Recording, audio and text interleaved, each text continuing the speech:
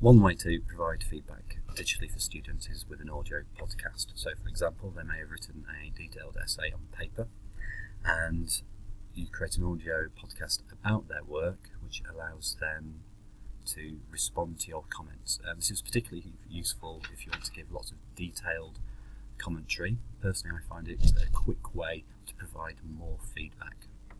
So the first thing I would do is actually set up a folder to save your audio in. So here's my Year 11 audio feedback folder.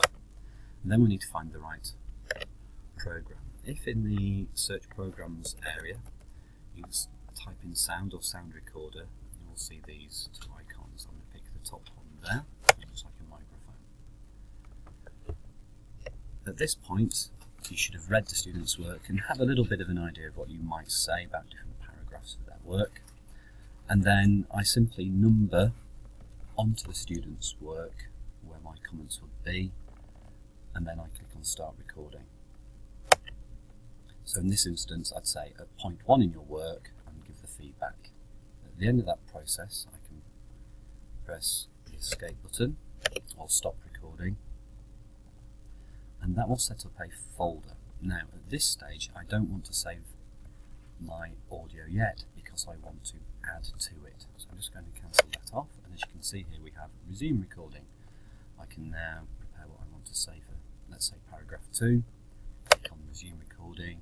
Say at point 2 in your work, obviously I'll put a number 2 in the margin and give commentary for that. And then I can keep repeating that process.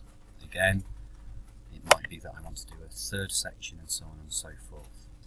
Once I've got to the end of my spoken feedback in its different sections, I will save the final piece. So in this case, I will go to the folder I created, which was my Year 11 audio feedback.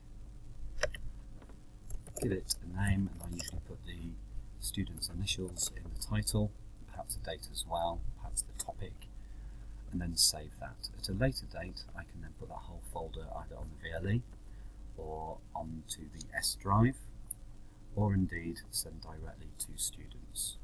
Some of the advantages of this I find is that students spend more time listening and re-listening to the feedback and responding to it, especially if you give instructions about what you expect them to do with their work at different stages.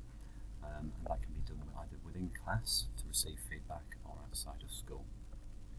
And that's how you do that.